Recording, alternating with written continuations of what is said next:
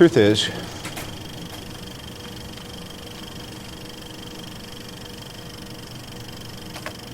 I am Iron Man. Hello everyone and welcome to the movie calendar. My name is Lee. And I'm Terrence. And this week we are talking all about Marvel's first film in the Marvel Cinematic Universe, Jon Favreau's Iron Man. Yes. Oh, this is a very exciting time for us, or for me maybe not so much Terrence, but wanted to do something special. If you weren't here last week's episode, mentioned at the end that we wanted to do something very special for episode number 10.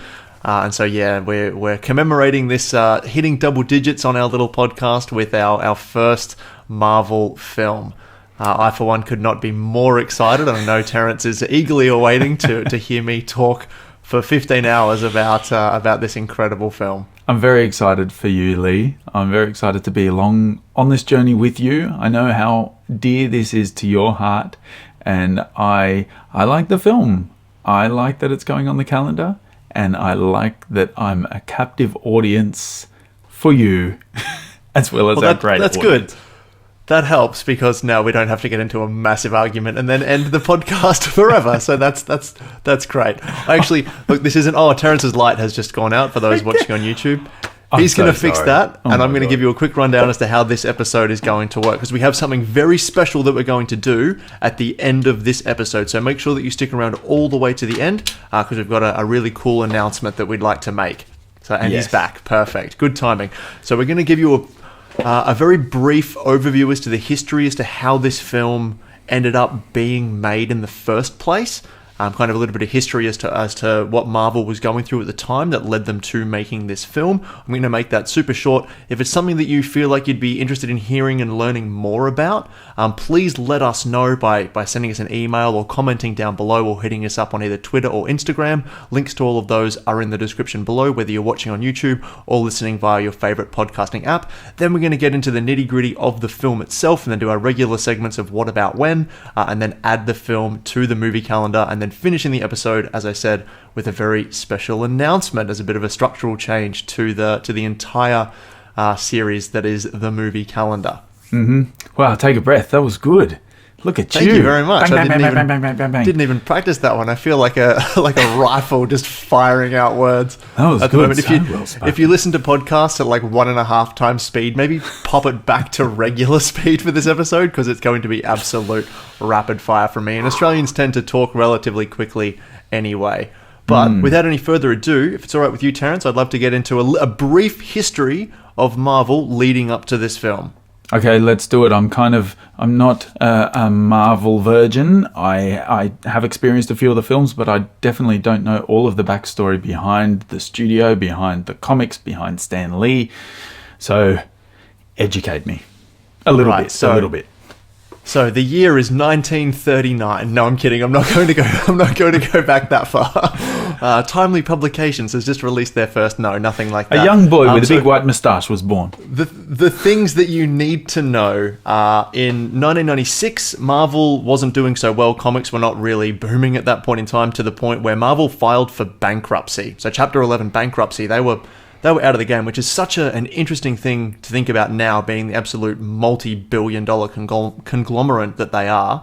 And so what they did was they actually auctioned off the licensing to a lot of their legacy characters. Now, legacy characters back then are not what you'd think now. So it was your Spider-Man, X-Men, Fantastic Four, all of those big ones. And the ones that they were kind of left with were known as the dregs of what they had, the ones that they literally couldn't sell, which was your Iron Man, Captain America, Thor, Doctor Strange, Black Panther. Like, none of these heroes were even worthy of purchasing for studios. And so then the film production companies ended up buying those, made some movies. So you've got your Spider-Man and your X-Men. They became pretty huge in the early 2000s. And so Marvel was like, well, we want a little bit of this pie. And they still had those characters left. So they went to... I think the bank was Merrill Lynch, and got a loan for about $500 million and put up as collateral the heroes that they had left, as we said, like the dregs of what they had, and they put it all on making one film, which was Iron Man, the film that we're talking about this week. And if it wasn't successful, Merrill Lynch essentially would have owned Marvel from that point in time. but obviously it didn't, and they became the largest, most successful film production company on the planet. Really? After a string of hits, yeah, it's incredible, and that's a brief history, and a lot of that has to do with a man that I'm going to talk about quite a bit called Kevin Feige. There's going to be quite a few Marvel movies that will probably appear on the calendar, definitely not all of them, and Kevin Feige is a name that you will hear again and again and again. He's a truly incredible visionary and is the godfather of the infrastructure that is the Marvel Cinematic Universe. What kind of weight was put on this this production team, this crew that was putting this together to make sure that this didn't lose what Marvel is today? Like Jon Favreau, I mean, unbelievable. He's got a great swathe of films under his belt, but this one, imagine being the guy. Do you think he was told, if you don't do a good job here, we lose everything? Oh, absolutely. He would have known. Everyone would have known. In fact, when they had the idea to come up with Iron Man, and part of the reason why they chose this character first, as opposed to some of the others, was honestly because Marvel was still getting a lot of a little bit of money from the Spider-Man films that were being made and the X-Men films, because they still have the licensing for the merchandise. Yeah. So they'd get money from the toys and things like that, but not from the actual films. But that's where the big money was. So they thought, well, why not take a bite out of both pies and make Iron Man? Because then we can have all of the film revenue if it is successful, and then we can also sell the toys as well. So the toy line was a huge reason as to why they chose to do Iron Man first. But of course, everyone knew they went to a bunch of different writers before they got the ones locked in for this film. In fact, there wasn't even a full working script when they started making Iron Man. They were filming it and were kind of just going on the skin of their teeth sort of week to week, with the writers there pitching new ideas, and Robert Downey Jr. and Jeff Bridges kind of riffing a lot in between scenes. Cool. and trying to developing the characters as they went. It was kind of, Jeff Bridges is quoted as saying that it was like a $200 million student film, essentially, and that's how he was kind of able to relax into the character a bit more and get through it.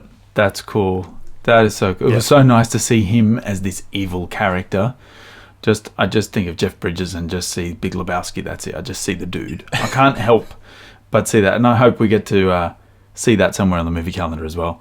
But it was I'm sure really, Lebowski will find a spot. Yes, it was really refreshing to see him playing this role, and to know that him and Robert Downey Jr. were kind of playing off each other is really nice to know. That's what I like to hear. I think I mentioned it in the last episode we did as well, where it's a nice feeling to know that the actors had a great time on set and were able to shape the script and shape the film into something where they actually had a part of it, more than just their skill in front of the camera, but they actually got to build it as well. That's really cool. Yeah, well, especially Robert Downey Jr., and we're going to talk about him obviously quite a lot in this one, because he is the mega star, or wasn't back then. It's hard to think of him as a nobody that was uninsurable at the time. Wow. But yeah, if you weren't aware, we'll get to him in just a moment. But yeah, so I guess we can start the film discussion now with the history out of the way. Again, if you want to learn a little bit more of that, please let us know. Yeah, like we mentioned before with our socials, or send us an email. If you want us to do a full episode on the Marvel Cinematic Universe, not individual films, there will be individual films spoken about over the course of this series. But yeah, if you'd like us to do a history, I think it's super fascinating. I'd love to educate you and educate Terrence. Please let us know. It would be something that I'd really enjoy and would think would be super insightful, because it is a genuinely fascinating story. We haven't spoken about Stan Lee yet. I actually haven't got any notes written about Stan Lee, but yeah, it would give us an opportunity to talk about him in a larger capacity, because he was a great man. I mean, I guess there are so many things that people can look up online, and there are so many history things written about. I should have brought the book. My son, for his school, got a Marvel book called Marvel Museum. It's huge, and I actually flicked through it the other day, and I got a little bit of an insight into what Infinity Gems are and all this kind of thing. So is that what they're called? So, it's a big deal, this whole thing. But I think I enjoy listening to you talk about it, because you bring this intensity and passion for it, because you can tell you love it. And I've seen a lot of other videos where it's just bang, bang, bang, bang. They're just reading a script and they just want to get everything out that they can. But yeah, hey, maybe it'll lead into a special episode that we do, and I might become a full convert and obsessant over everything. I've seen about 5 of the Marvel films, I think. Yeah. So let's see. Yeah. Oh well, let's jump straight into the groundbreaking film from 2008. Jon Favreau and Kevin Feige and Robert Downey Jr.'s Iron Man. So yeah, this film came out at a time where the superhero landscape in films wasn't established as the way it is today, and Marvel had a huge influence in that. Like, superhero movies were almost laughable less than a decade before. With George Clooney's Batman and Robin had come out, all that not that long ago, and it essentially killed superhero films for the longest of time, before we got our Sam Raimi's Spider-Man and then the X-Men by redacted filmmaker, who is not a nice man, so I won't even mention his name. Okay. I'm not sure who you're talking about, but okay. No, that's okay. Right. I'll tell you off air. I don't really want to grace his name on the airwaves of this podcast. He's not a nice human being. What about the later Batman films, like the Dark Knight? Christopher Nolan's Dark Knight trilogy had kicked off. Okay. So Batman had a bit of a revival. Obviously, this dark and gritty, street level Batman, an incredible film. I love those movies. At least the first 2 anyway. Third one's a bit bloated for my liking. But yeah, so that kind of kicked off this new era of superhero films of rather than these bright, colourful, funny, otherworldly, fantasy films, it kind of grounded them a lot more. And that's what Iron Man kind of picked up the reins after that and kind of did that thing, but then also injected that kind of signature Marvel humor, and that's part of the reason why it became such a massive success. No one was banking on this film doing well at all. There was articles written when it was announced that they were doing Iron Man. It's like, oh, Marvel's really scraping the bottom of the barrel. Marvel rolls out the B team. They took footage to Comic-Con and everyone was laughing at them. It was incredible to think of back then how different it was a mere 13 years ago. At the time of this recording, and when if you think of superhero movie right now, you think of Tony Stark and Iron Man and Robert Downey Jr. Like, they are synonymous. I think of Superman. I mean, right, and in the way you're speaking about it, Superman is kind of like, it probably was one of the first takes on a superhero movie done in a similar fashion, where it was real life. Massive. It wasn't overly colourful and where characters were just ridiculous. There were villains. There were human villains. There were alien villains. There was an alien superhero. I mean, totally different superhero world.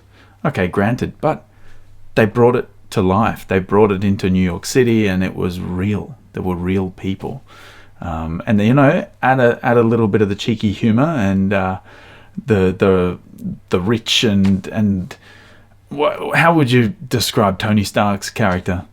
I don't know. I think into the mix, and that's where you get this. But I see Superman being quite similar in its vein, in its how it wanted the audience to connect with the superhero as well. See him as a person, and then see what he can do as well. Yeah, you're absolutely right, and I'll touch on Superman in a little bit when I have a little bit of talk about Kevin Feige. Okay. In a little bit. But no, for now, I think we should dive in. Already, we're already doing a lot of diving this episode. We're already here. Quickly run through the cast. I'm sure everyone has seen this film. If you haven't, just watch it, because we're going to be talking full spoilers. Obviously, we're going to be talking about it as if you have seen it. So, fair warning. Give it a check out. I'm not sure if it's on Disney Plus or not. It probably should be. It is owned by. Yeah, okay, great. It's owned by Disney now. They got bought out, and after this film came out, the Disney optioned to buy Marvel for about $4 billion in 2009. So a year after this came out, they saw the potential of it and ran with it, even though they had distribution agreements already with Paramount and Universal for a few more films, which is why you still see the Paramount logo appear all the way up until 2012 with Avengers. As the distributor of the film. But no, so they made this film independently and got the distribution of Paramount to help them out. So this is an independent film. This is not a studio movie. It is an independent film. It's an expensive one, but it is independent no less. Indie film with Jeff Bridges and Robert Downey Jr. What a cast! All right, well let's talk about the cast then.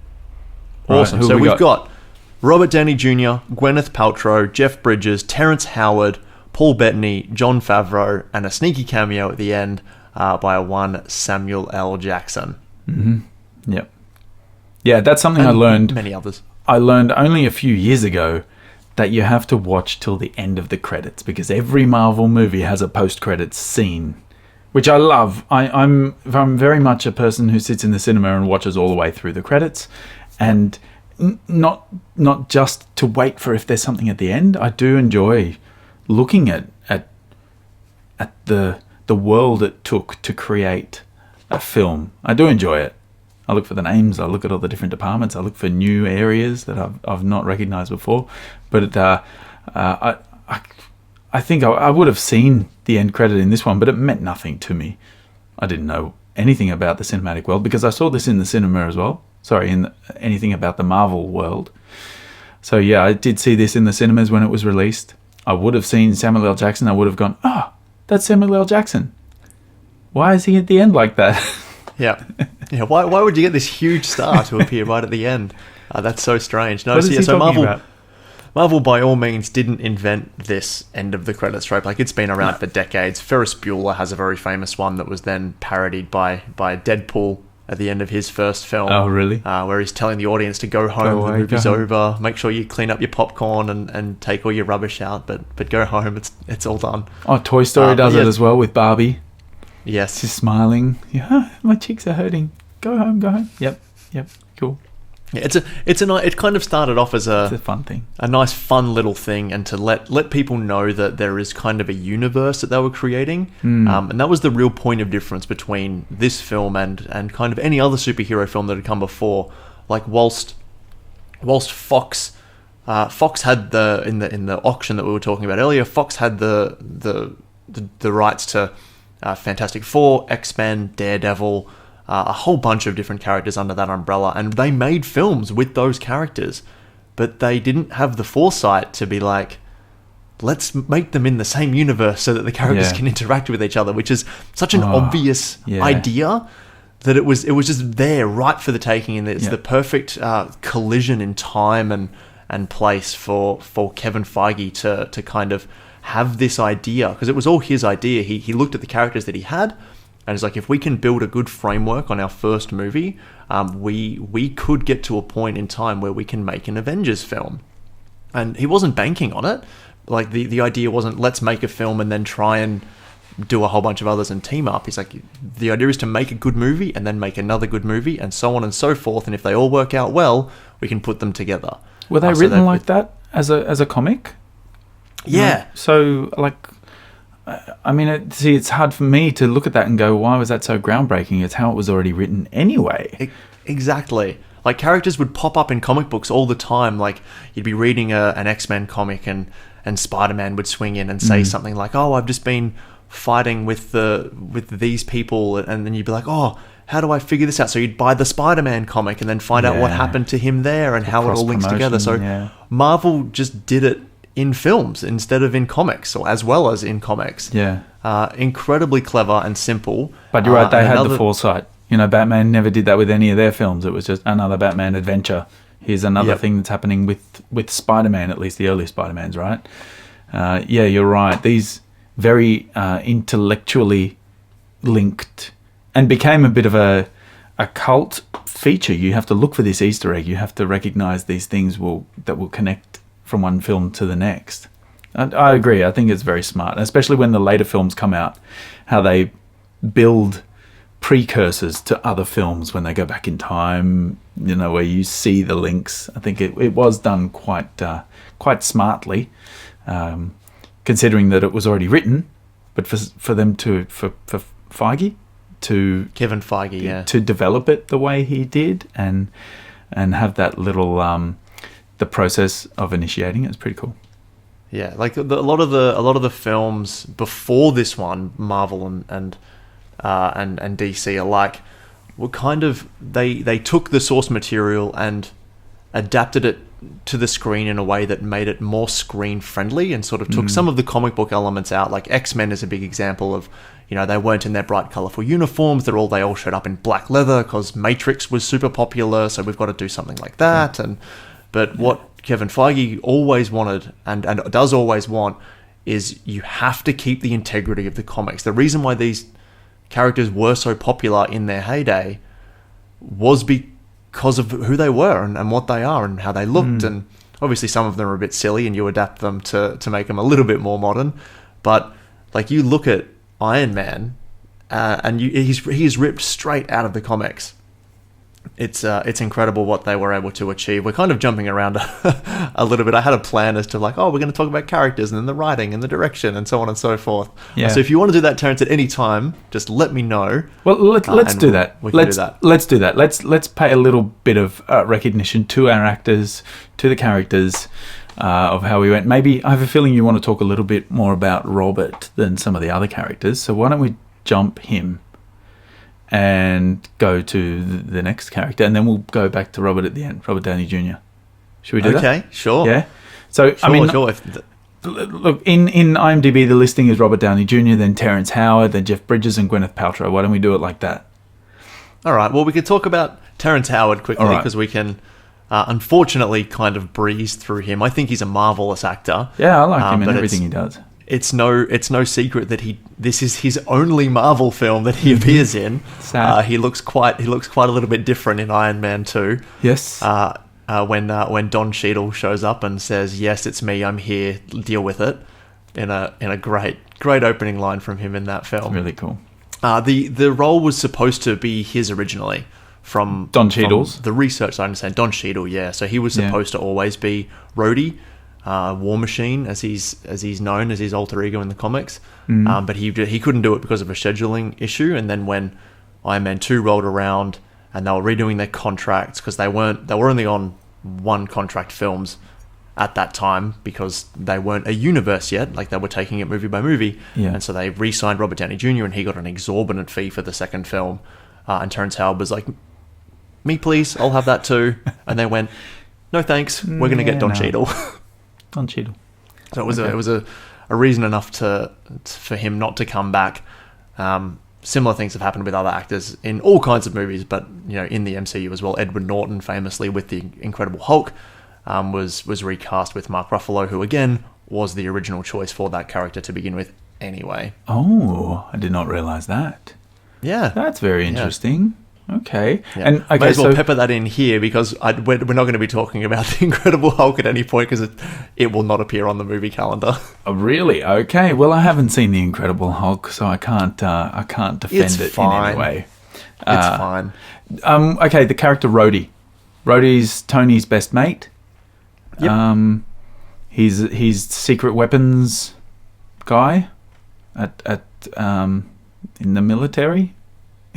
yeah, in the American. Well done. Yes, see, I don't know guns, right? I don't know army talk either. Okay, and he becomes War Machine. So War Machine is who he becomes. He's Iron Man's offsider, is he? He's essentially he's Tony Stark's best friend. Okay, and that's another thing that the film did so well was whilst yes these are superheroes and they live in a world where someone can be a billionaire industrialist engineer and make a suit of armor that fires lasers and things. It's still very human. Something every kid can aspire to. Yeah, right, exactly. It's still very human, and they have real human problems. Like they worry about, their relationships and what people think of them, and it's not all about we have to save the world every single time. And that's one of the beauties of my favorite character, or one of my favorite characters, is Spider-Man. As powerful as he is and how much he does save the world, he's also continuously worried about, I've got to study for my Spanish quiz. They're both of equal measure in his eyes, which is what makes him such a relatable character. But he's a kid. He's a humble kid. It doesn't go to his head. These characters experience those things as well. They're very human, and I think it's shown really well with his relationship with the next character that we will talk about, which will be Pepper Potts. Yes, okay, Pepper played by Potts. the wonderful Gwyneth Paltrow. I think their chemistry together is just incredible. Is this meant to be like a James Bond Moneypenny type thing? It's like continual flirting, and she's always there to help out. I don't know if James Bond and Moneypenny ever. I'm not the biggest James Bond fan. There's a little bit. I have a quota for how much misogyny I can handle in films every this one, year, and this one helps. And Iron Man push that quota kind of right up. takes up a lot of that space. Yes. So. Yes, Tony Stark kind of fills that whole world pretty much, doesn't he? At least early Tony Stark. Very much so. early in He this does. film. He does grow and evolve as a character over the whole series, which is really nice. Which I've got to say, there's a turning point where I think is a bit like it's a bit naff. But we can get to that when we talk a bit about the You're talking story. about in this film? Yeah. Okay, Anyway, interesting. we'll keep going. So Pepper But yeah, Potts. no, so she's in love with Tony, Gwyneth Paltrow's- right? Sorry? She's in love with Tony Stark. I think she's a really good... I don't want to say assistant, because she's more than an assistant. Well, she's Like, an she executive runs his assistant. life. She's an executive assistant. That's what an executive Executive assistant would do. Personal assistant, executive assistant, runs the whole schedule, knows him inside out, knows his tastes in art, all this kind of thing. She ends up becoming the CEO of Stark Industries as well. There you go. And within this series, so yeah, cool. incredibly capable. And I love the energy that they have together. There's a scene in particular where they're out and they have a dance at the charity event. Yes. And they go out to get some air, and they have this beautiful conversation, and then he goes to get her a drink. And And they nearly kiss there, right? They nearly kiss and then leaves. And then when it's brought up at the end of the film where he's like, don't tell me you don't think about that night. And she starts to reminisce, and he's like, oh, you mean the night that we went out for air and we were on the balcony and you said you were going to get a drink and you left me there that night? Is that the night you're talking about? And he's like, oh, yep. Okay. Yeah, sorry. Yeah, so their chemistry is just super lovely, and their relationship that builds over the course of this universe is really awesome as well. So can't wait to take you on the journey of that one. Their relationship is beautiful. Oh, good. Yeah, I've jumped quite far after the first Iron Man, and I haven't really seen Pepper Potts at all in any others. So we'll experience that as we go through my film watching journey. So she skipped some of them as well. She was in an interview. She was in an interview recently where she wasn't sure what films she was and wasn't in. Yeah, but I'm sure that wasn't Pepper Potts speaking. I'm sure that was more Gwyneth than Pepper. Oh yeah, but it was so funny. Well, did she have baby brain at that stage? Was it a while ago? I don't know. I think she just had Gwyneth Mothers are brain, allowed if to I'm forget honest. things. Oh, okay. I think it was a pretty cool character. I like the first time we meet Pepper, where she has the dry cleaning of the reporter who spent the night. Yes. She has a really killer line there. She says, "You must be Pepper Potts, and you do all of his dirty laundry." And she says, "Yes, well, I also take out the trash." Out you go. I think it's so cool. Will that be all? Great power. I've ordered a car for you. That's really cool. It's a really. I think it looks like a pretty cool role to have. Yeah, everyone seems like they're having a really good time, and Gwyneth wouldn't do it unless Robert Downey Jr. was playing Tony Stark. Oh, really? Yeah, she was one of the people behind the scenes who was really fighting for him to get the role, because surprisingly enough, people had to fight to get him a job at that point in time before this film was made. But we'll talk about that when we get to Robert Downey Jr. We'll talk about the dude himself, Jeff Bridges. Obadiah Stane, the only man cool enough to ride a Segway and make it look good. It was so cool. Did he make it look cool because he was also smoking a cigar at the same time? And the way he got off, just oozes it. The way he got off that thing while it was nearly still moving, and Jon Favreau's character, there's a fly there. Jon Favreau's character just kind of grabs it to stop it in place. Yeah, take care of this. That was really cool, actually. I had an opportunity to ride a Segway a few weeks ago. They're pretty cool. I've never been on one. It was a sit down one. A friend who he gets around in a wheelchair, and he has a Segway that's been modified for him. So it's a sit down Segway. Oh man, it's so cool. That's cool. Anyway, that was a weird segue. I couldn't help myself. I'm really sorry. That was funny. No, that was pretty good. I'll pay really that. That was sorry. good. This is the quality content that people come my for. goodness. So Jeff Bridges, evil dude, best friends of Tony's dad. Yeah, they were friends and kind of grew up together and Business partners. They built the company together essentially. That is Stark Industries. Okay, cool. And he doesn't believe the arc reactor worked. Yeah, well, he's like, it works as a science experiment. Publicity stunt. Okay, Yep. cool. And then he just gets greedy when he realizes the potential of this amazing thing that Tony builds. Let's make money. Yep. Let's keep making war stuff. Well, I think he's always been greedy. There's a yeah. really nice layer to him and to the writing in this story in general, where it's, you know, the company that Tony works for. He realizes that they have been, in his line, double dealing under the table. Yeah. And he's supposed to be manufacturing and selling weapons to the quote unquote good guys. But yeah, they've been selling weapons to everybody because, you know, that's just how the world works. That's how war works. Exactly. And this is the bit so- that I actually wasn't fully on board with. I'm like, come on, Tony, you can't be that naive. And he even says it, right? He says, you can't be that naive. What did you think we were doing? Yep. Yeah, I love that as soon as he found out though, his mission was to just shut it down. Yeah. we've got to stop it. Like, it's such a perfectly realized character. Damn it, we're jumping into Robert Downey Jr.'s Tony Stark, but that's okay. Just very quickly. Oh, that's all right. And like it kind of goes to his nature, right? He runs off his emotions. Like he thinks of something and it comes straight out. And whilst he is a genius, he should take the time to kind of build that filter of you know, taking the time to think about it, because he literally ruined his company in one press conference, saying that they were no longer going to be making weapons, but he believed that it was the right thing to do. Mm-hmm. So he ran with that instinct. Yeah. And did he ruin the company? Like, the company survives, right? Or It does, but it only survives because he tells the world that he's Iron Man. That's a cool moment. That was cool. Definitely going to appear in the What About Whens. All right. Yeah, letting everyone know that this ain't your grandpappy's superhero film. I like that Jon Favreau was in it. He loves appearing in everything that he does. Did we already do a Jon Favreau film? On the calendar? Yeah. No. In our 10 episodes? No. No, not yet. But that's something that I like when a director jumps in as a cameo. Oh, Groundhog Day. It was Harold Ramis. Harold Ramis. He jumped in as a physician, I think, or a psychiatrist. I don't know, psychologist. But yeah, so he had a really cool role as well. You know, almost Pepper Pottsian style with Uber class, Uber control, the Bentley he drives or the roller. I don't know. And the two race each other to the airstrip, and Tony Stark's driving the R8, the Audi R8. Such a beautiful car. And then what's his name? Hogan.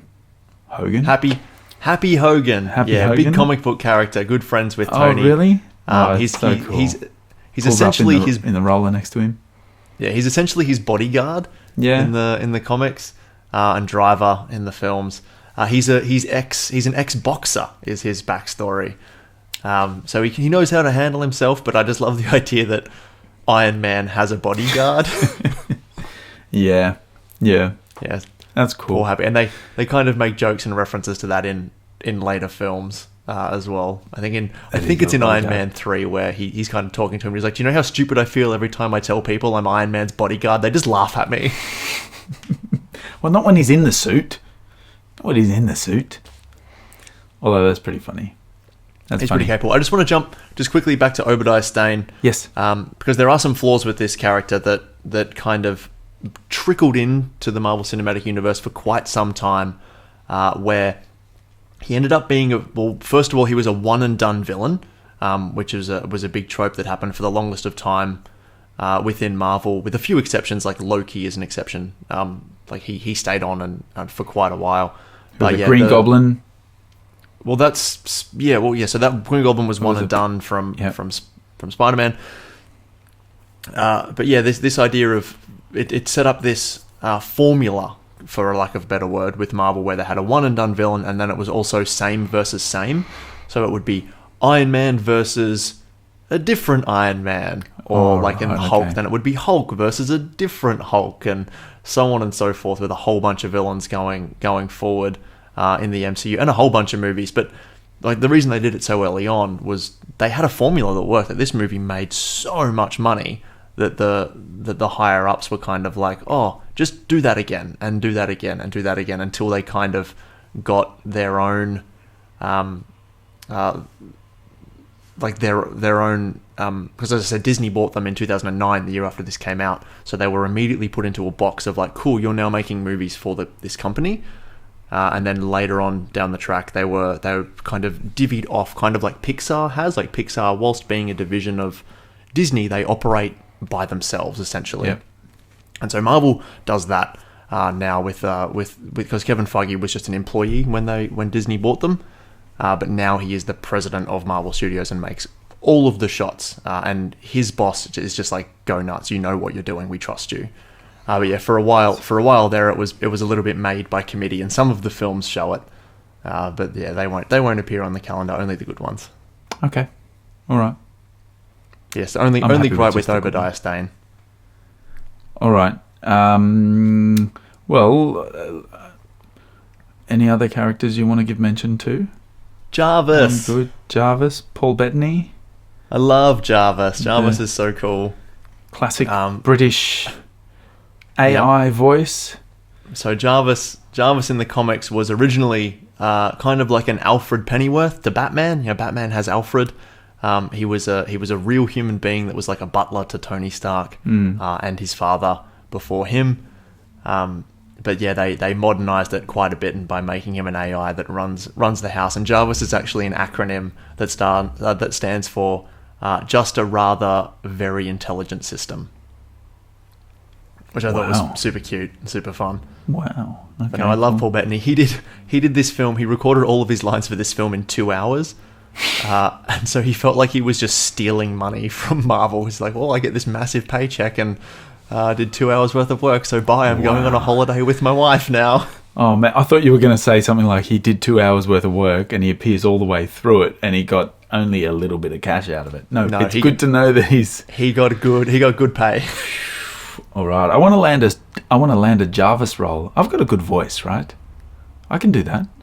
You've certainly got a voice, Terrence. Marvel's you certainly still do. Around. A good voice. You forgot the word good. Did I? I think so. I've recorded it. I can't remember. I'll listen on the playback. He's good. I recognized his voice, but I never once put a face to it. And then I see him on IMDb. I'm like, he's the guy from Beautiful Mind. And wasn't he in another Russell Crowe film? The one on the ship, the captain, Master and Commander. That one, wasn't he on that? He was a scientist. I don't know. Not sure. It was some other Definitely British Beautiful guy. Mind. He was in the Da Vinci Code. He's been in a bunch of stuff. He's a wonderful British actor. Yep. And he's got a much larger role going forward in the Marvel Cinematic Universe from kind of Jarvis? 2015 onwards. No, his character evolves, which is spoilers for some other films. His AI becomes becomes more. Yeah. Ooh. Yeah, less artificial. Less A, more I. Okay. Yeah. Cool. Yeah. So that's really fun. All right. And he's a wonderful addition to the cast when he can actually be there in person. It's super nice. All right, there were a couple of other key players as well, like the Doctor at the very beginning in the cave, and some of the bad guys. That was kind of cool. I think I don't know if I got this right, but I think that Doctor, who I wrote his name down, Yinsen. Yep. Yinsen.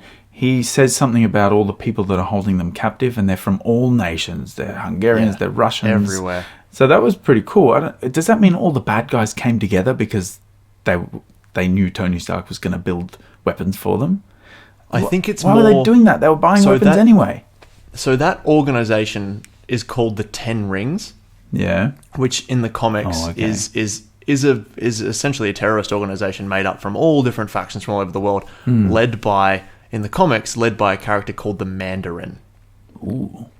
Who fruity kind of appears in Iron Man 3 in a form that I won't talk about. I think that movie is fantastic and the writing of that film is incredible. Okay. And it kind of pulls the rug out from under you in a scene that people didn't like because I think it was almost too clever. But we might talk about that another day. But the Mandarin is actually going to appear in a future film that's going to come out for Marvel next year if films go back under production soon, called Shang-Chi and the Legend of the Ten Rings. Whoa. Which I'm super excited about. So they might have a bit of play in that film. They might be referencing Iron Man in that movie, which to think that'll be like 25 films in by the time that one comes out, or maybe more, maybe 26, and that they're still referencing back to Iron Man is super cool. So the Mandarin is the guy with the bald head, right? Was he the boss of them all? No, so the Mandarin doesn't appear in this film at all. Okay. We don't want to talk about the Mandarin because he's not in this movie. Okay. But he's a really cool character, and I can't wait to see him properly on screen. He's going to be amazing. It always confused me with the scene when the very first Iron Man busts out of the cave, and the only thing standing between him and the exit is the guy with the bald head, who seemed like the boss of it all right then and there. But he flamethrowers him. No, he shoots some sort of... Shoots a rocket at the wall behind him. And of course, I'm there going, you missed him. He went down. Okay, and we see him later in the sandy desert with this massive gash. These guys have scarves on them to protect their faces and their eyes. But he's out there with nothing on this open, fleshy burn wound. The sand. And sand is flying everywhere. Oh, man. I just felt like a mother. Yeah. Will you cover that up, young man? Well, they weren't expecting when they shot that scene.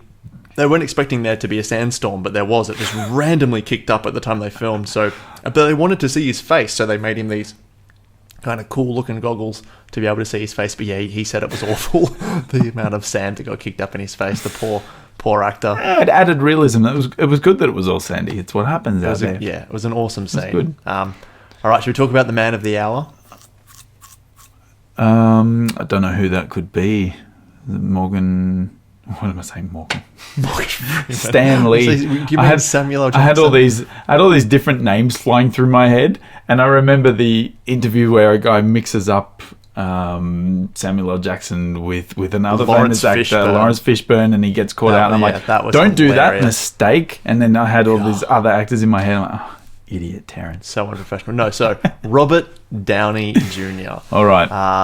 The big man himself. So before this movie came out, he wasn't a nobody. Like, people kind of knew who he was, but he had a very troubled past with drugs and rehab and prison. Like, he was uninsurable and he almost unhireable before this movie came out. And it was Kevin Feige and Jon Favreau who were really pushing to get him to be Iron Man, and everyone else was saying no. The other producers were like, you can't do it, we can't hire him. Like, this is our new legacy franchise. Like, there's no way we can pin it on this guy's shoulders. He's a nobody. But it kind of, and a massive risk. Yeah. But by casting Robert Downey Jr., you learn so much about this character already. Like, he's got a sordid past, and but he's somewhat lovable, and you know, he plays that arrogance, but like likable arrogance in such a perfect way. I've spoken to people who absolutely loathe the character of Tony Stark, and spoken to people who just idolize him and think he's the absolute best. And so I love that he kind of teeters on this line so beautifully well. Fun fact: do you know who Joss Whedon is? I know the name, but I couldn't place who Joss That's all right. Whedon So is. Joss Whedon directed The Avengers. Okay. And he came from Buffy the Vampire Slayer, was kind of his biggest thing before that. He show ran and wrote and directed a lot of Buffy. Yeah. And so when Robert Downey Jr. was hired as Tony Stark, before they'd even shot anything, like it just became news. Robert Downey Jr. is going to be Tony Stark in Iron Man while Marvel rolls out the bottom of the barrel B team. He went up to Kevin Feige in a restaurant. And he's like, I never do this because I hate it when people do it to me. But he went up to Kevin Feige in a restaurant and kind of tapped him on the shoulder and said, you have told me everything you need to know about this character by hiring Robert Downey Jr. It is a genius move. But thank you. Wow. And then left. And before Iron Man had even come out, before they'd even started shooting anything. Which is like, so the people who knew, like really knew that he was going to be perfect for this role, and he absolutely crushes it. Like, he blurs the line between character and actor so well. Like, he is Tony Stark. You can't see anybody else stepping into these shoes. He kind of... What Tony Stark has done for him as a person, I think is very similar to what Jack Sparrow has done to Johnny Depp as a person, where Johnny Depp had Sparrow tattoos and he talks more like Jack Sparrow does now. And I think Tony Stark kind of has this I don't want to say arrogance, because arrogance has a negative connotation to it a lot of the time, but there's definitely a stature that he has. It's a correct word to use, I guess. And does he? I mean, I see interviews all the time where he walks out, and but I don't know. Has it changed him much, or was Tony Stark him anyway?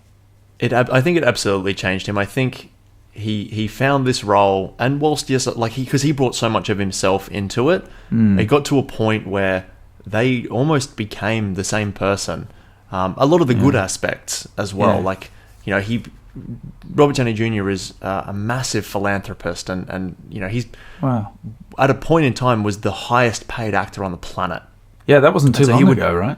Yeah, so he would do all of these really nice things and a lot of good charity work, and I love the fact that a lot of the Marvel actors just have so much time for their fans, and Robert Downey Jr. is no exception to that. That's good. Go to the hospitals and write messages and things to people. Like, there was a kid quite recently in the news who, in the US, was attacked by a dog protecting his little sister. And this kid was a massive Captain America fan, and so he wrote a letter to Captain America, and Chris Evans was like, hey kid, you're a real hero, like that's what heroes do. You fought the good fight, and sent him a Captain America shield. And then Robert Downey Jr. jumped in being like, hey, I know you love Cap, but Iron Man's got the better toys, so get in touch with me and I'll do something nice for you. And it's just that above and beyond thing that these people have. Yeah. And I think it's not just who they are as good people, but the respect they have for the characters they play. They really know what these characters mean to people, especially children. That they can they have a responsibility. Yes, good. I'm glad you said that. Yeah. Which with great power comes great responsibility, and if you cast in one of these films, it's not a one and done thing for a hero. Like, you're going to be this person forever. Forever. It's almost like, but quite different to the way sporting superstars are revered for their skill and their talent, and then when you see them play up off camera, and they get in trouble with the police, or there are always these little incidences that it's quite crushing, especially when children look up to these guys as superstars and as idols. So at least with these actors, they're playing the part full time because they know how important it is, especially to children. That's really good. Yeah. Yeah, and a really cool thing with having Robert Downey Jr. on, and this film being so successful, is he had a lot of sway then in casting decisions from there on in. So, Chris Evans didn't want to be Captain America. He's like, I don't want to do it. I don't want to sign into a massive franchise. He had a lot of trepidation, which of course you would, right? The studio is, going to lock you down for 10 years and so many films, and you're like, I just don't know. And it wasn't until Robert Downey Jr. sat him down and was like, this highlighted the importance of it and why he thought he was so good for it that he did sign on. And so he's kind of the father in this family of these actors, and he does these things in other films where he's got it's called the Downey Village, where he hosts lunches and things for the set.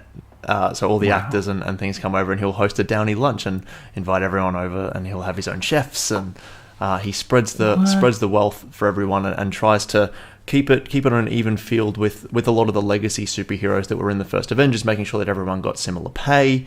It was really nice. Really nice thing. I guess it's a great way also to, I'm talking about how I was just mentioning about sports stars and how they're in trouble with the police. It seems weird because that was Robert Downey Jr.'s earlier life. So it's almost like I don't want to say he's making amends, but he's really seeing that there is positivity in life, and he's really sharing everything that he can and set the best example that you can. Yeah, he's that's proving nice to know. that human beings can grow and learn. Yeah. Like it's a good story to tell. There's so many people, especially on the internet, which can be an amazing place, but some of the internet can be quite scary. Where you kind of, as soon as you're painted with a brush, that's you for the rest of your life. Like no one kind of champions the idea of growth. And so, yeah, I really like to shout it out, the fact that you can be one thing and then learn from your mistakes and take some time and get better and realign your perceptions as to what right and wrong is and become better as a person. And it's not championed enough. So the fact that Marvel was able to do that with Robert Downey Jr., I think should be highlighted even more than what it is, even though he's the biggest star in the world and doesn't need any more pedestals to stand on. I'd like to put him on that one as someone who has grown, learned from his mistakes, and become a better person. Wow. All right. Well, look, here's a pedestal. I'm going to put him on a pedestal. He made me want to look like him right now. So this is in homage to him. And what I'm talking about is the scene where he's in the cave and he grew a little bit beardy. I like that. Look, that was better than the specifically manicured goatee and moustache. I didn't like that. Sorry, yeah, I've got to admit that I have sported the Tony Stark beard and mustache combo before, as well as the Doctor Strange one as well. Before Doctor Strange came out, I shaved mine right down to the Doctor Strange one. It looked horrible, but it was super fun to do. Bit of cosplay in there. I almost tonight, before recording this episode, people listening to this in audio format have no frame of reference because we're just pointing to our faces right now. They do. If you look on YouTube, you'll be able to see it all. I almost shaved down look all at the way artwork. to a Downey mustache combo. I didn't, obviously. It's this. But yeah, I did. I had the razor in my hand and I thought about it. Maybe. Did he have something that went under his chin as well? It changes. It changes from movie to movie. He changes his beard. I think the Civil War, Captain America Civil War beard might be my favorite, or Infinity really? War. Great. Maybe. Yeah, I really like his facial hair during those No movies. comment. No comment. Only because I can't comment. I don't know what the facial hair did. I just liked when he was in the cave. I went, that's more my style. I like that kind of grooming. with a bit of stubble. The caveman groom. I considered shaving I've before been this tortured episode. for 10 days stubble. Yeah, that one. Yeah, that one. But no, he's marvelous. And I haven't even spoken about his acting yet. Like, he is... Oh, yeah, it's all right. He's an excellent actor as well, which is helpful. Like, he portrays subtlety of emotion really well and acts really well with his eyes, which is super important for a character like this who can be quite internalized with his thoughts and feelings. Like when he's watching the news report of what's happening outside of the town called Golmira where he was captured, and he's just on the couch and he's tightening up his...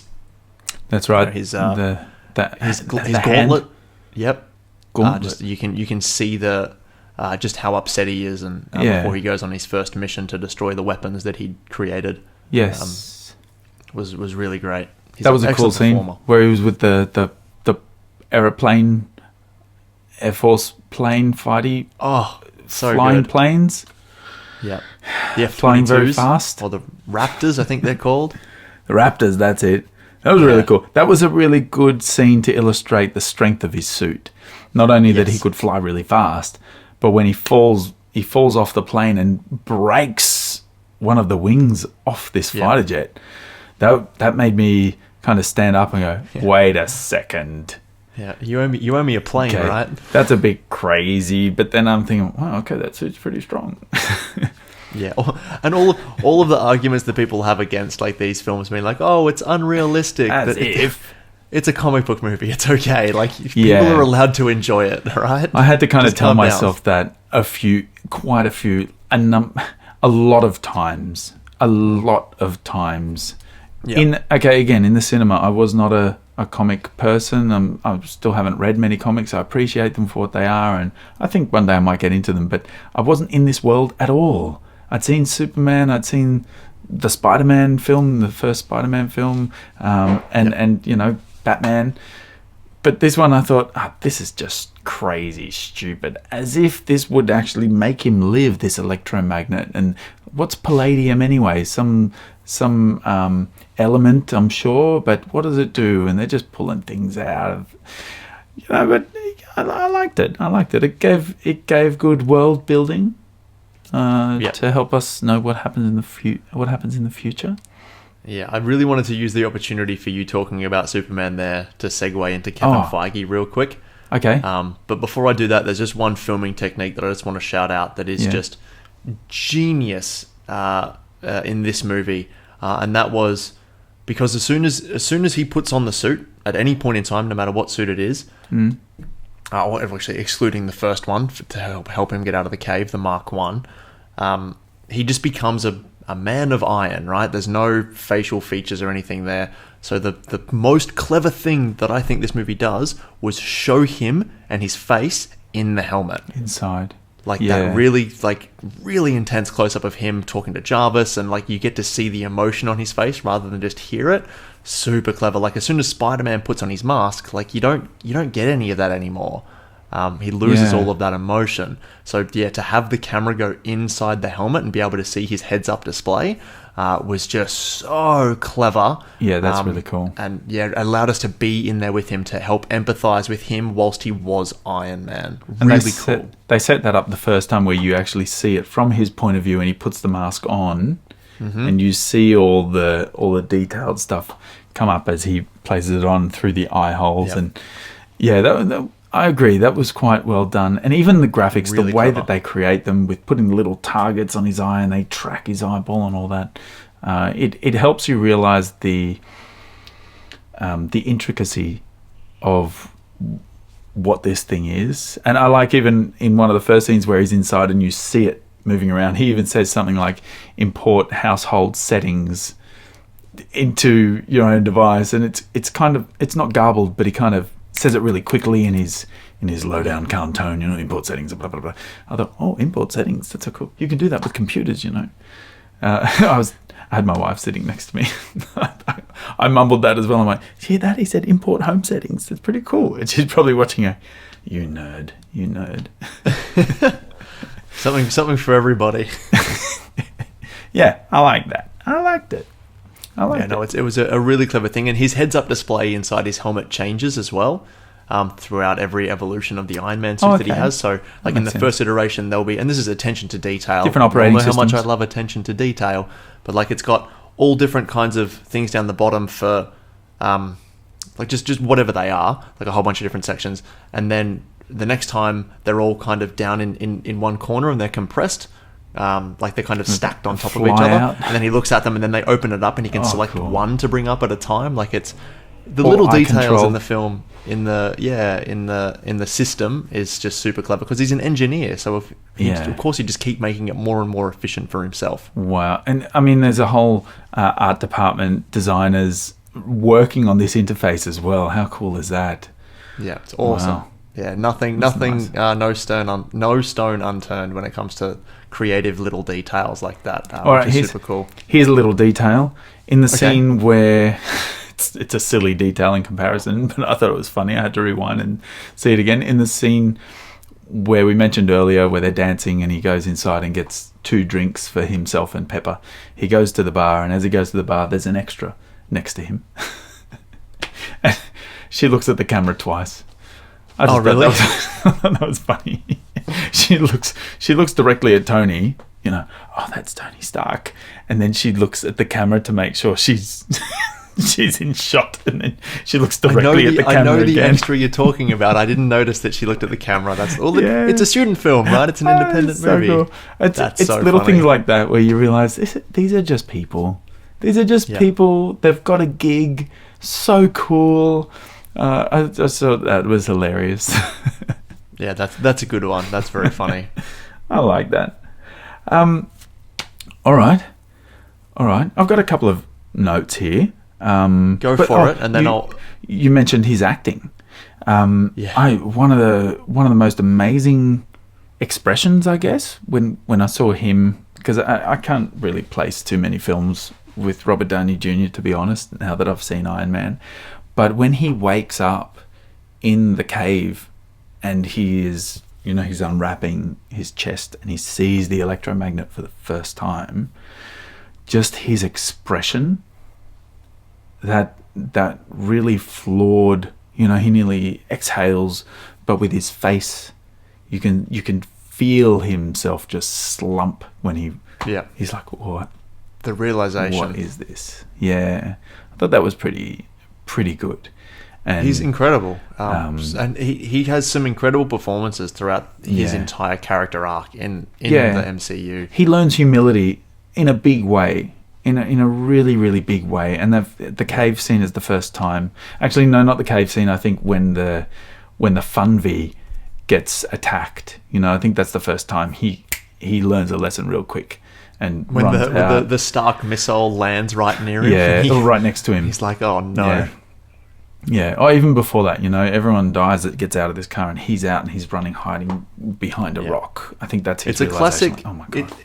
It's a classic hero's journey, right? You start off with one mindset and your one thing, and then a big traumatic event happens, and you change your whole life view, and you're in pursuit of something else that's more selfless. Like it's happened in literature and in cinema for decades and decades. But yeah, it's a really nice spin on it, and having an actor of Downey's caliber pulling it off is really nice. Yeah. That there are a couple of points that I wanted to make specifically to acting. I guess both of them, super classy acting and super extra acting. I've been an extra on a few things. Me too. They obviously didn't see her looking at the camera until probably after the film was released, when it was on a big screen. It's funny to think now, like with the advancements in CG, like if that was to happen in a Marvel movie now, they would just CG her eyes away. Yeah, probably. Yep. That's if it was almost an unfortunate thing about film these days. There's so much. How much can you believe is acting and real? But is that the point anyway? If that's the point, then so make it the point. What did you have about the good acting? Tony Stark's look of horror, like when he has that realization. Oh, sweet, that was it? Yeah. I Nice. mean, like you said, there are all these realizations all the way through. Jeff Bridges is great. How he turns into a menacing character as well. He's got such stature in a film like this. I didn't realize how big of a man he is as well. He's huge. He's got a huge head as well. That helps. Yeah. But I mean, it helps that Robert Downey Jr. is like 5'0". Oh, is he? He's not that short, but he's not a tall man. Okay, yeah. I think my wife commented on Pepper Potts as well being quite tall when you see them next to each other. He's got platforms on. Oh, does he? Oh, he would have, to stand eye level with her. Oh no, bit of Tom Cruise standing on the apple box Very much syndrome. So. Who was supposed to be the original person to play Tony Stark? Really? That's who they wanted. That's who the studio wanted over Robert Downey Jr. And Feige and Favreau said no. Oh, did Tom Cruise know that he was being earmarked for it before the film went? Yep. Wow. Yeah, they were in discussions. That's how it was supposed to go, but I'm so glad we don't have that. I actually really like Tom Cruise. I think he's a marvelous performer. A few issues in his outside life, but nothing too outrageous. No comment. I think he's a personal choices tremendous, aside. Tremendous actor who I love the fact that he's got such an integrity for his craft when it comes to the stunt work that he does and making it all as legitimate as he possibly can. I think it's very impressive. I certainly wouldn't do it. And he's definitely someone who his career hasn't been hurt by a missed opportunity like playing Iron Man. No, he's doing very well for himself. The Mission Impossible franchise is only getting better and better. Yeah. Thanks to Christopher McQuarrie. I haven't seen many of the later ones, to be honest. They're the There's best. a lot I haven't They're seen. so good. I'm just catching up now that my kids are of an age where I can take them to the cinemas every now and then. Not to see these types of films, but we can get out a bit more. Now I'm getting into it. That's why everybody watching. That's why there are a lot of films that I haven't seen over the last 10 years. Yeah. So now we're getting back into it. And what a better way than to do a podcast and a video channel with episodes about all the films. It helps to kind of try and keep on top of it. Yeah. I'm certainly enjoying it. We've got a list of a few films that we had a chat the other day, Terrence and I, about some films that we kind of want to see on the calendar at some point in the future, and it's really exciting to be like, oh wow, I get to watch all of these movies again, or for the first time. Terrence has been like, oh, I really want to see this one on the calendar. I'm like, I haven't seen it. I'm really excited to do that now. So yeah, that's going to be fun. I'd love to just one last thing about Kevin Feige before we move on. Just again, courteous of time. All right. I think we're actually doing rather well in this episode for time. But Kevin Feige, we talked about Superman before, the incredible, kind of known as the first really good superhero movie that was ever produced, made by Richard Donner and his wife Laura Donner. Kevin Feige was given his first job, unpaid job, by them years and years ago. On that film? And also, not on that Superman film, a bit later, but he idolizes that movie, as well as a lot of people in the film industry who work with superhero movies, at least, still to this day think that the original Superman is the greatest superhero movie that has ever been made. And it, you know what, they're kind of right. It's almost perfect. Like, Superman is just wonderful. And there's a great story that Kevin Feige tells when Richard Donner was being presented with, I don't remember exactly what award it was, but it might have been I don't know, so I'm not going to guess. And he gives this this speech where he says that when the script came across his desk, across Dick Donner's desk, for Superman, it was just full of all of this awful garbage stuff. And he's like, if I don't make this movie, someone will, and they're not going to take this stuff out. So I have to save Superman. And so that's why he did the film. And obviously they paid him an exorbitant amount of money as well to make it. Yeah.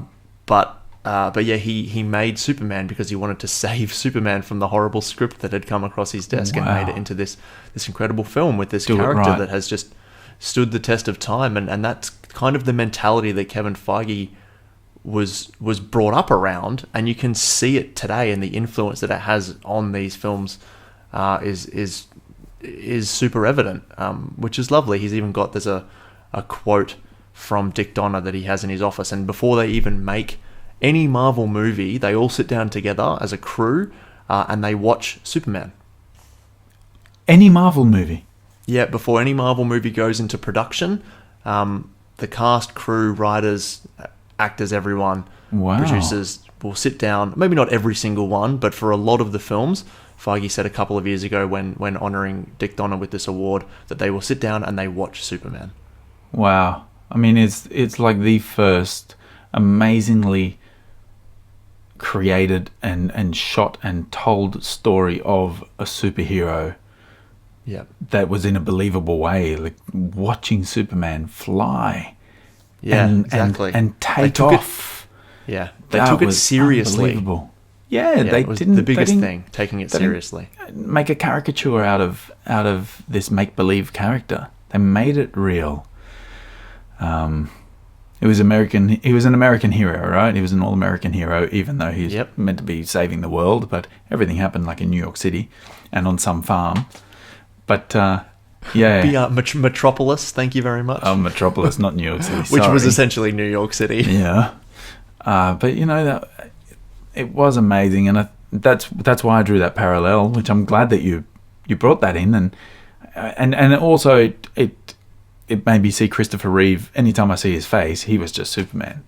The same way that I guess the Marvel characters now, you know, I see photos of Chris Hemsworth in Byron Bay, and I just go, man, I wish I was on the beach with Thor right now too. Yep. That's it. That's how you know it was a good film.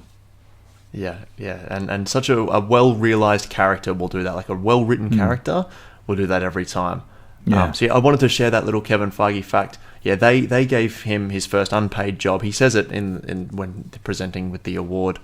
The first unpaid job, the first assistant job, the first producing role all came from them. So he would absolutely not be in the position that he's in unless it was for that team of Richard and Laura Donner. Wow, what a great start and a great way to just keep going with the superhero genre and keep the whole essence of what it is to be good and portray it in the right way, in a good way. Yeah, he loves it. He also was not an executive producer, but a producer or assistant nonetheless to Sam Raimi's Spider-Man and to the X-Men and Fantastic Four and things like that. So he's he's been in the world for a long time, and takes all of this knowledge that he's got and puts it into these films, and it shows how much he takes them seriously and wants to take them seriously. And I love that he's now that he's got a platform like this. Some say it's maybe taken a little bit too long, but better late than never. But he's really wanting to get a lot more representation in these films, and representation across a broad range of people, whether it's within the LGBTQIA plus community. Obviously Black Panther was massive. Black Panther outgrossed Avengers Infinity War in the US the year that it came out, which was just ridiculous. That movie made all of the money, for women in film and all kinds of people of color. He's setting up a platform now for these things to happen, and I, for one, am super excited to see it. Very cool. Very cool. All right. Well, should we move on to other segments? Yeah, let's do it. Yeah. So we'll jump now into our into the section called #WhatAboutWhen. Now, if you're the first time here, welcome. There might be a few new viewers with our first MCU film. So with this section, we'd love some audience contributions. So you can reach out to us on Twitter or Instagram. We are at @TheMovieCal. We have an email, themoviecal@gmail.com, and we are themoviecalendar.com on your browser. Or you can hit us up in the comments below. Yeah, apparently I'm a lot older than I You than I talk actually like am. an old person. You know what I was realizing the other day? I thought, I've never said any terminology that's correct with Instagram and Twitter. I think what I should be saying is follow us on Twitter, follow us on Instagram. There we go. Everyone listening, giggling under their breath at it's me. fine. Well, Lee did that just a second ago. So rewind that bit and listen to Lee do what I usually do. Excellent. Thank you, Lee. I'm okay. Yeah, Terrence usually does the socials. I'm a little bit excited. I feel like I've had like 15 coffees. I don't drink coffee. All I drink is water. And it's all I've had today. Like, I'm not under any stimulants other than the Marvel Cinematic Universe, and apparently that's enough for me. It is what Iron Man does to you. It's crazy Exactly. that I do some of Who the knew? socials. I don't even do socials for myself. So I'm experiencing this new world. If you've got any tips for me, please leave them in the comments below. Genuinely, yeah. Feedback. That is another gift. place where you can leave your what about whens. We try to announce the films that we're going to do before we do them. So if you catch the episode and you're going to try and get the next one, well, watch the film and come up with a what about when moment before it happens, so that you can reach out to us and tell us what your moment is, and we can include it in an episode. So you can leave your what about whens as well, even if it's happened. Leave them in the comments below, all that kind of stuff. But let's do the what about whens. I have a couple. Did you get any contributions this week? I didn't see any. None from me. All I've right. got 2, and they're both from me. None from me. I've got 2, and they're both from me. You mean like no contributions? I didn't receive any from any Got you. social media or email that I saw, at least. If you use because I just searched for the hashtag #WhatAboutWhen. So if you sent me one and you didn't use the hashtag on Twitter, I didn't see it. So please make sure that you use the hashtag. I also have 2 what about whens. Let's go one for one. Let's go. Okay. I'll do one, you do one, I'll do one, you do one, and then I'll do one, and you do one. Well, we'll do if you've got 2 from Instagram. No, they're just my personal ones. Oh, okay, good. Yes, Yeah. then do the Instagram They're one mine. first. No, there's no Instagram ones. Oh, I These thought are you said there from was. me. No. Ah. No, unfortunately not. I had someone comment saying this is in their top 20 films of all time, which is pretty cool. That's pretty cool. What about when? What about when I saw that film and thought it was one of my top 20? Brilliant. Thank you to the person that wrote that. Here is my first what about when. Go. What about when Tony does his first test flight in his garage, his super uber cool garage? It looks like a showroom, his lab, and he announces, like, he's got the video camera on himself, and he says something like testing at 10% thrust, and he's got his Jarvis offside of there with the fire extinguisher. So it's kind of a double bladed what about when that happens in quick succession. He initiates the test flight, and his boots just flip him back into the roof, and he smacks himself on the ceiling so quick and drops. And there's a easy 1, 2 count, and then the The fire extinguisher goes off. comes on him. I like That's so that. funny. That was so Yeah, unexpected. We're gonna start off nice and easy, just trying to achieve thrust with 10% capacity. That was Dummies great. on standby. Yep. Here we go. Boom! Straight to the ceiling. That's a good one. That's a very funny. And that's a great example of the comedy that Marvel uses. Yeah. Really great physical comedy, but out of the blue, especially after this such intense, building and engineering and smart person moments and welding with a gun and Yeah. That's my Just smart goes to person. show that failure is always going to be a thing that's going to happen when you're trying a new endeavor. But if you stick with it, you'll become Iron Man. That's right, kids. I think is the lesson that you'll learn. Watch Iron Man. All right, what's your first one Failure about is an when? important part of any creative process, Yes. as we know all too well here at the movie calendar. My hashtag what about when is what about when he destroys the tank with the missile and just walks away from it without looking at the explosion. It's just such a boss moment, and it became so memed when it came out that it has been done to death. But I love it. It's such a power move. Yeah. And I'm into it. I think I'm going to start wearing... My son wants to get some Marvel costumes. He started playing Lego Marvel game on Xbox. I'm going to get him an Iron Man mask. And I'm going to take it bowling.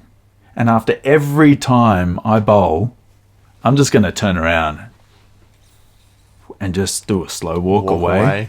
Yeah. That was the meme. So when this really?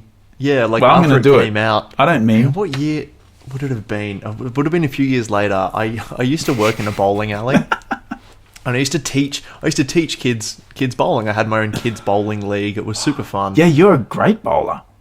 I'm an okay bowler. I used to bowl in a league, and I was the bottom rung of my team of You a bowled team of 3. in a league. Enough said. Years ago, and that was always the thing. Like you'd bowl, and if you knew it was going to strike, you'd turn around and sort of pose the Iron Man pose. If you were super arrogant and up yourself, which of course I was in my early 20s, but as we said earlier, people grow and get better and change, and I've thankfully done that. Fingers crossed. Really? It was known as like turning and doing the Iron Man walk? Mm-hmm. Wow. I thought it was just... real thing. I thought it was just a heroic thing to do. Every film did that. Like Lonely Island did the song, what was it? Tough Guys Don't Look Back or something? At explosions? Don't look back at explosions? That Everything. sounds very Lonely Island. I'm not too sure with their songs. Oh, the Joker. Heath Ledger's Joker. With the hospital in the background. That was a cool one. That actually was probably one of the best ones ever. Iron Man was alright. It was okay. That was a good one. That was great. It was an awesome one. Because it was just a tiny little... Yeah, dink. Just the little sound that it makes, and then boom. So It was good. It was good. All right, you got another what about when? All right, what about when Tony announces the Jericho? And Another boss moment. Just- from one to the next. yeah, okay, yeah, that was good. But what got me about that was not only the actual explosion and watching the missile split and the devastation it did on the mountainside, but the way that they shot and created the sound wave coming through, or the aftershock. What would you call that? Like, Just coming through. The aftershock. The aftershock is a good one. And and the shot is of Tony front on, and it just blasts him like he's standing in high wind, and but then the camera goes on a really wide shot, and you see him stumble a little bit. Yeah. I thought that was masterstroke, doing that wide shot that totally humanized him, and of course showed the impressive nature of this shockwave. But the scene wouldn't have meant as much if they didn't do that wide shot on it. Yeah, no, I agree. And it's actually contrasted really well, that shot, with, because it's supposed to be this, he's such a badass, and it's so cool, and that's amazing. And then you see that missile later actually being used on civilians. Oh, yeah. And you're like, oh, okay, no, this is like a weapon of war and killing and destruction. Like, it's awful. So you kind of have that contrast of those two moments, which is again really ingenious. Which is part of the weird thing of like, come on, how could you not think that your weapons are causing horrible destruction in the world? Yeah, but Come on. he's like, as long as they're in the hands of the quote-unquote good guys, then he was fine. He was fine with it. It's what helped him sleep at night. Throw in one of these automatic ice coolers with every $500 million Yeah. spent, or whatever it was. 500,000. Peace. Yeah. That was cool. All right, so my last what about when is what about when, at the end of the film, when he announces to the world, I am Iron Man. Yeah, he didn't go on script. Yeah. Credits. So good. Like, literally, we alluded to it before. It let you know that this wasn't going to be your regular superhero film franchise. It was going to be different, because up until this point, like, the superhero landscape was all secret identities, and we have to hide ourselves, and so by him stepping out and doing that, he was not just saying it within the film, he was saying to the audience, this isn't going to be your regular scheduled programming. Like, we're doing something different. Yes. Yeah, I have to admit that took me by surprise as an audience member. I was quite shocked. I'm like, wait, he just told everyone. And do the credits come up straight after?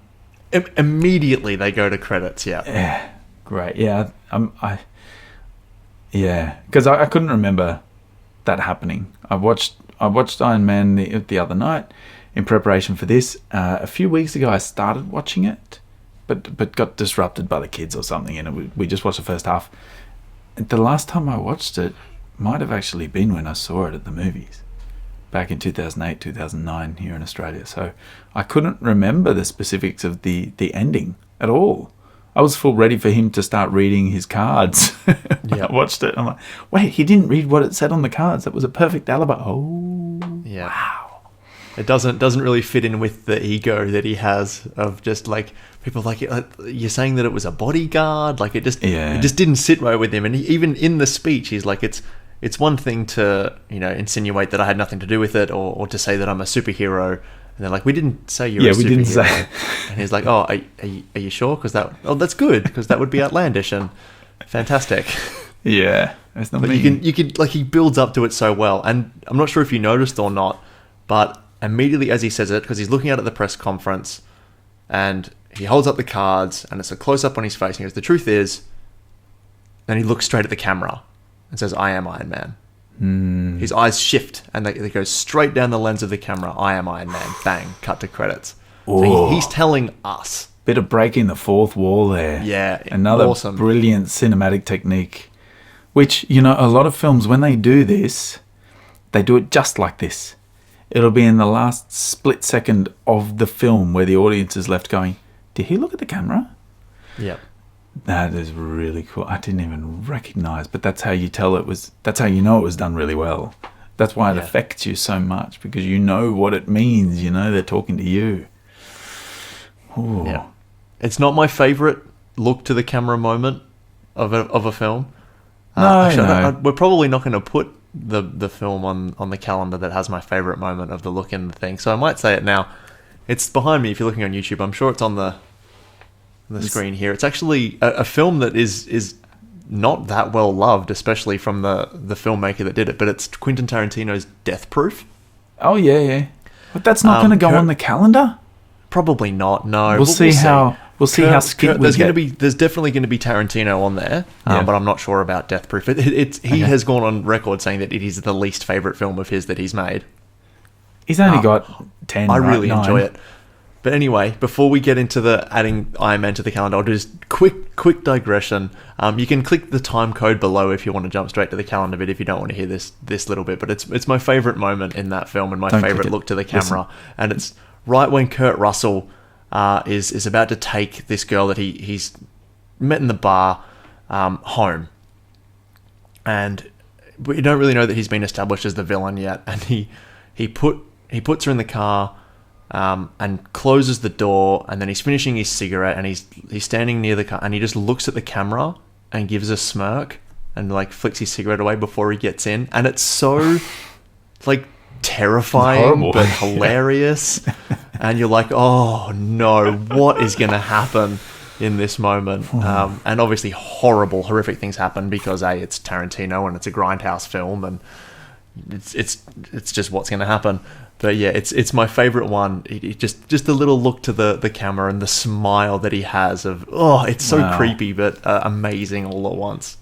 Maybe we can do little call-outs in films that we talk about if there are nice Maybe. fourth wall breaks in them. Yeah. I do like when they're used in film, when they're used really well. Which in all the films we're going to talk about, I'm pretty sure when they're used, they're going to be used really well to tell the story. Just that little bit of edge on it. Cool. You know, I have a couple of questions. Can I do that now before we get to the calendar, or should we do them after? Question time with Terrence, and then we'll add Iron Man to the movie calendar. Question time with Terrence. I only have 2 questions. Oh my goodness, I can't even find where I wrote the second one. Okay, one question. Why is Yinsen in the cave when Tony arrives? That's a good question. Why is he I there? don't really know. I don't know. I don't know. But he's there. He is captured alongside Tony as well. He is a scientist in his own right, so they probably were trying to use his knowledge for nefarious purposes. But what those purposes were, I don't know. And then when they eventually got Tony, they probably just put him together to help build the weapon. Yeah, and they do talk briefly at the end about, you know, how Obadiah was the one behind the kidnapping, the hit. Yep. Yeah. Okay. Anyway, that was one question, and I do find my second question, a very simple one: is Tony Stark's house a real house? No, it's CG. Okay. It doesn't I knew that. exist. I knew that. It looks great. I think it's I an was- amazing mansion. It probably does now. Like after this film, I'm sure yeah. some multimillionaire or Yeah. billionaire has built a replica of that house somewhere in Malibu. Look, I think I knew the answer to that question. I just wanted to hear it because you know a few more facts about this film than I do. And I think the reason I ask is because before we even decided to do this film, I was watching. I don't even know why it was on. It was one of these reality shows where there are these these American real estate agents that sell the most expensive houses, and one of these clifftop overhanging houses was what they had to try and sell for like 20 million or something. And I think they were saying something like this house is what the Tony Stark mansion was modeled off, or was the inspiration for. Maybe. But I like watching those on YouTube actually. To make you feel fun. better about yourself? No, I just think it's I fun. do. It's fun to see how the other half. And the live. other half live. Yeah, and fortunately for us normal people, they follow around these over-the-top characters that are really horrible human beings. You know, I feel good about choices that I make in my life. Yeah. Yeah. A little bit of social comparison. Yeah. So that were my 2 questions. There was one little noticing thing that I did as well. Obadiah goes into Tony's mansion where he goes and paralyzes him with that little device they made that makes that 15 minutes of paralysis with that sound.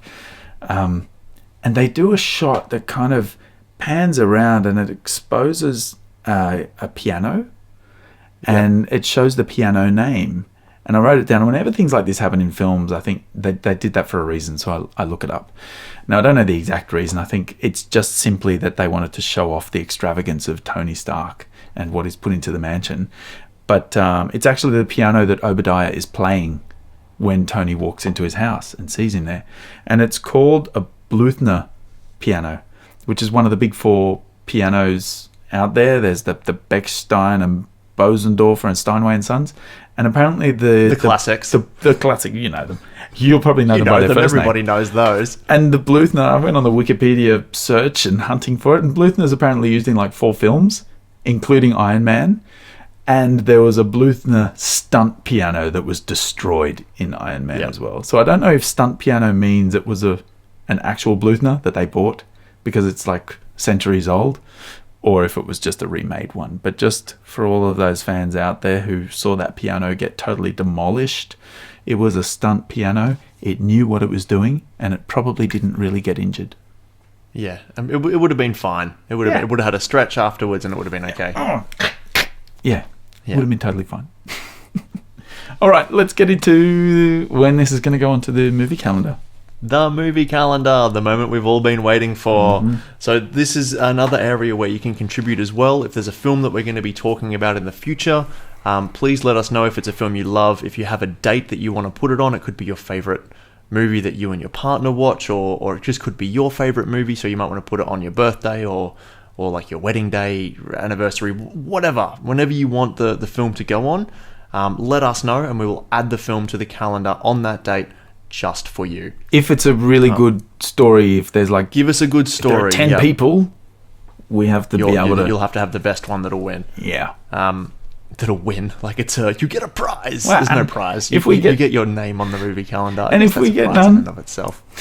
Yes, it's a huge prize. But if we get no suggestions, it's all right. We'll work out a date. Right. So, Iron Man, the first film in the Marvel Cinematic Universe, is going to go on January 6th. Right here, it's popping up on the screen. Now, there is a reason for this date. We had no contributions for this one, so Terrence and I got to choose the date.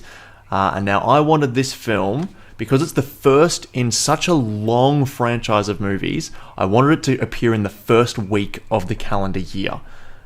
So that if for people who like to watch these movies every single year, because I know that there are a lot of them, a lot of people who like to do that, myself included, this will help to start that journey off for you nice and early in the year.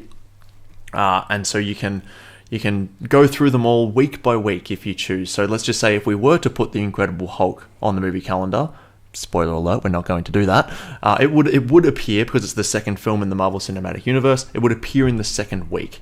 But even though it's not going to be on the calendar, you know that you can still watch it in that second week. And if you do that, so on and so forth, then yeah, you'll be able to appear it. So any Marvel movie that's going to appear on the calendar, whichever number movie it is in the series of films in chronological order, that in that number week is when it will appear on the calendar. Whoa, that's the first revelation of movie calendar events that you have given away.